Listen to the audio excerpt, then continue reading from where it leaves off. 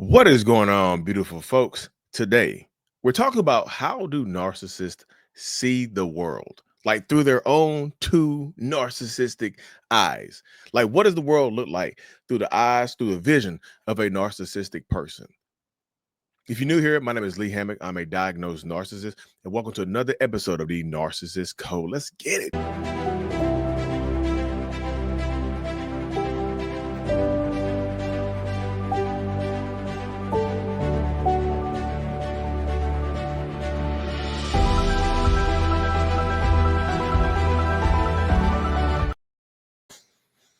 Welcome back. Welcome back. Welcome back. Yes, y'all. How in the hell do narcissistic people see the world? Like, what is it like peeking through those little jeepers, creepers, peepers of a highly narcissistic or toxic person? Before we hop too deep into today's episode, y'all, if you haven't already, hit that subscribe button, please. So many people watch it. They're not subscribed. It costs $0 to subscribe. I gotta watch my hand signals, don't I? 'Cause I know what people the world's going crazy about them hands and them arms. I ain't that's not what it meant right there for me. For me at least. For me. But yeah, hit the subscribe button, please. I thank you so much. But yeah, y'all, it is insane right now. Like I talk to so many people nowadays. They ask me, like, Lee, how does the world look like through your eyes? I was like, you ever seen those camera visions where like it's all green and red and stuff like that, and the red are just heat signatures and whatnot. It's like that looking through the eyes of a narcissist. Like we see heat signature, like empaths and people with high levels of empathy and compassion give off a unique heat signature, which allows us to track them like predators. No, it's not like that, y'all. It's not like you don't give off a different heat signature because you have a high level of empathy. Like we can't boom, like the Predator. Y'all see the Predator, Arnold Schwarzenegger in it back in the day. Predator, just like that. How the aliens see the world. Oh, it's a person. No, it's not like that, y'all. But I do believe that most narcissists, toxic people, whatever, right, see the world through it's black and white. It's like black and white vision, pretty much, right? Things are either all good or all bad. For a narcissist, there is very little middle ground, very little wiggle room. That's why a lot of this stuff, a lot of the searches that a lot of people look up are how to deal with a narcissist, how to get a narcissist to do this, how to get a narcissist to change or work on themselves, how to co-parent with a narcissist, how to find middle ground with a narcissist. The middle ground with most narcissists typically does not exist. Let's be real, y'all. The middle ground with a narcissist or a toxic person typically does not exist. Like it's either all good or all bad. It's either my way or the highway. You either enjoy how I'm treating you or you can leave. You see how that works? You see how it goes right there? It's either you enjoy you tolerate these behaviors or you can leave. There's no just like, okay, I'll change my behaviors. Look, I'll do some things that I like. You do some things that you like, and we'll meet in the middle. No, it's either my way or you hit the highway. You hit the highways that are close to me, 85 and 40. You hit 85 or you hit 40. The choice is yours. Both of them are good, solid highways, right? Interstates, even. So it's just in that space right there. Like it's like, and this is like, really, why the hell can't they see the world through the eyes of somebody else? How hard is that right there? How hard is it to compromise? Why do they see the world like that? It's because, and this is my own personal thinking right here, y'all. And this is like my own part of my own personal story. Is like when we were kids, when we were little, we tried to see the world like everybody else saw the world, right?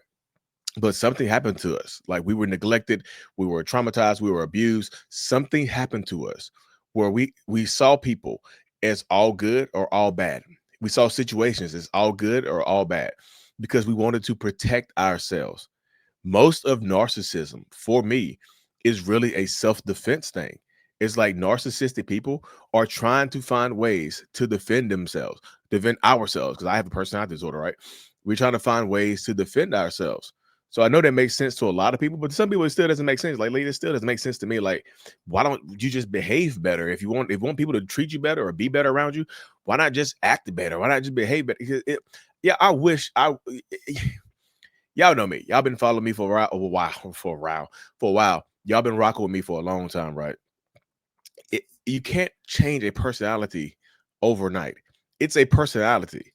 Your personality is disorder. It's not just like a brain thing. Let me go in here and flip this circuit. It's not like a fuse box, right? You have on a fuse box. Let me flip this one off to see how the fuse boxes at your house might not have the labels on them. So you're going through the fuse box and see what's light turn off. Let me turn this light off. Hey, babe, did the kitchen light go off? No. What went off then? Oh, the security camera. Okay. What about now? Upstairs. Oh, damn it. I'm trying to turn off the bathroom light. It's that stuff right there. It's trying to find like what works. You can't, that doesn't happen with narcissists. You can't just find that switch and flip it on and off and hope that something is going to change. Like behavior is going to change or something like that, right? It doesn't work though. Sometimes I wish you could. Sometimes, on my healing journey, I wish it was that easier. I wish I could just go in there and flip a switch and see the world like everybody else sees the world. Because you have a lot of empathy, you have a lot of compassion within you. You're willing to find compromise, and that's what therapy is for, right?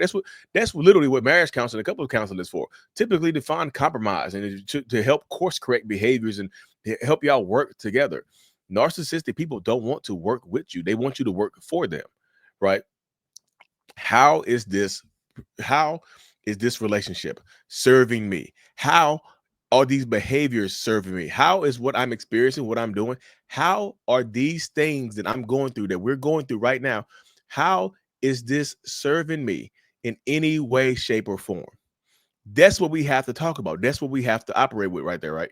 How are these behaviors serving me in any way, shape, or form? How is this relationship serving me? How is me changing going to serve me more than it serves you? Because they like being real. Let's keep it real. Narcissists have to feel like they're winning something, right? They have to feel like there's something that they are winning, or they just feel like it's pointless doing it, right? It's pointless doing this if there's not like if we're not going to find a way to win. If there's no way for me to really win, then why am I doing what I'm doing right now? Right? Why am I going through what I'm going through right now if there's really no way for me to win or to defeat this or whatever the case may be? How is this happening? Why is this happening? So this is why this is the point I try to drive home to so many people is that like the more when you're dealing with a narcissist, the more you're dealing with this person, the more you understand this person, is like you see that they can't see the world outside of themselves. It's very hard for me to see the world outside of who I am and how it affects me directly, right? That's why like so many narcissists are behaving in a way that affects you in a negative way, and you're trying to convey to them like, hey, this hurts my feelings. Hey, I don't like when you talk to me this way. Hey, this sucks. Can you treat me better? You're begging and pleading, but narcissists don't see outside of themselves. Like it's hard for us to see outside of ourselves and how this affects me or how I'm going to be dealing with this, right? It's very difficult for me to just understand how this is hurting you, how my actions are affecting others. And guess what happens? When narcissists start to feel like their actions are affecting other people, they typically will try and shut down, right? This is what we face right here. Like you might actually get a narcissistic person, right, to start to see how their actions are directly affecting somebody. But then guess what happens? They'll shut down. You be like, damn it, we were so close. We were so close to getting this to happen. We were so close to making this to happen right here, blah, blah, blah. And then it doesn't happen. Like because they shut down. They get angry at you. They do all this other stuff right here, right? This is what typically happens. You have to focus on yourself. You have to focus on your healing. You have to focus on your growth, because the more you do, the more you focus on your healing, the more you focus on your growth, the better off that you will feel. I promise that you will. The more you heal, the more you grow, the more you thrive. I promise you, you will feel better, because trying to get a narcissist to see how they affect you, it's very difficult, y'all. Even for me, how deep in the therapy am I right now? I am 8 years. This is year 8 right here deep in therapy. And it's still hard for me sometimes to realize how my words and my actions are affecting other people around me, because I'm still self-centered, right? I'm still at the center of my own universe. And it's very difficult still to this day for me to just think outside of myself, but I do it, right? I say it's very difficult, but it's not impossible. But for me, I do it because I love my kids. I love my family. I love my life. And this is no way. I know what I just said. Like, well, so Lee, so they don't change. That means that they don't love us. Did I say that? Did I say that? You see what I'm saying? Did I say that? It's just in this space right here. That's where the mind is going. This is what people. This is how people play these things out. Like they want anything and everything to happen in order for themselves to try to move forward and try to heal. Like narcissistic people are thinking about themselves. Like we see the world and how it can serve us as opposed to our effect on our direct environment. And if we feel like we are having, and this is going to be crazy, it sounds not, it's going to be crazy. It's going to sound crazy that sometimes when we realize we're having a direct dark effect on our environment, guess what happens? We change our environment. We move. We disappear. We do this type of stuff right there, right? So many people change their situations and all this other stuff. This is what happens, right? So I tell people all the time, like, you have to protect yourself. You have to guard yourself because they don't realize the effect that they're having. And then, sometimes can a narcissist be vulnerable to you and just start crying or be sad about how you're feeling and how you're hurting and stuff like that? Yeah, they can be sad and whatnot. But again, are they going to change their behaviors for the good? Are they going to morph and do something different? Are they going to behave better? Are they going to act better? Are they going to do stuff like this? This is what happens. This is what you're going to go through. This is what you're going to experience. So this is the mentality, y'all. This is what you have to go. Like I say, I'm not saying like me as a diagnosed narcissist myself. I can find compromise. I really can. Right. I talk to other diagnosed narcissists that are actively in trying to get into recovery and trying to get into healing and trying to get into therapy and stuff like that, or people that think they're diagnosed. They are trying to find compromise. But y'all, I'm just telling you, when you get conditioned, like I was 32 years old when I started therapy, right? So when you have 30 years of prior conditioning about therapy, about how to protect yourself and how to do stuff for yourself, and how the effect that you have on the world in general, when you have that level of conditioning, it becomes very difficult to find to do things otherwise, right? It becomes uniquely difficult to figure out a way to heal and move forward. It becomes uniquely difficult to change 30 years of programming overnight.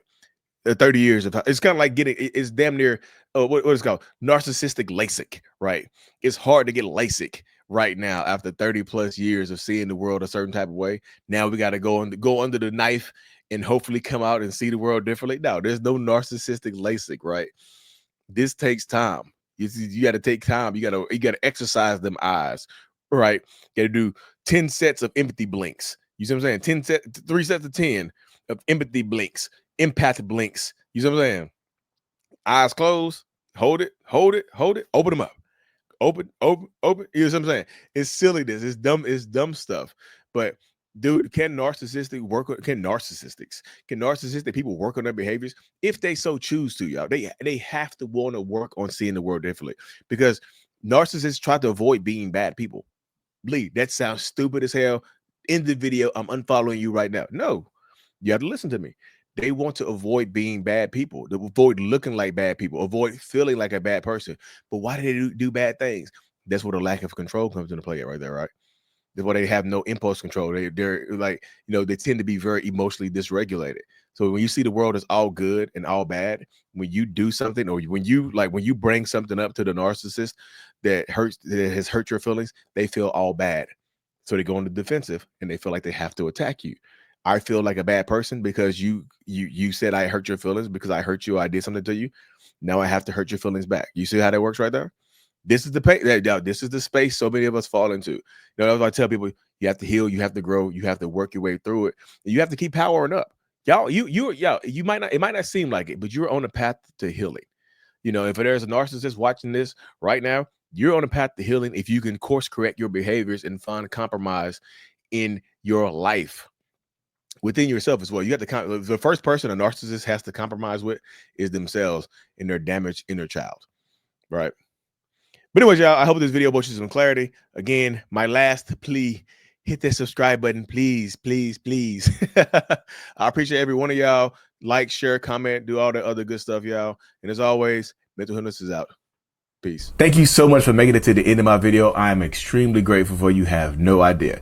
If you haven't already, make sure you go ahead and subscribe to the channel. Helps reach more people. And click on the screen to watch another video or to browse through another playlist. There's also a link on the screen to check out my courses and my support groups to help you heal and understand what you've been through. Thank you so much again. I will see you in the next video. Peace.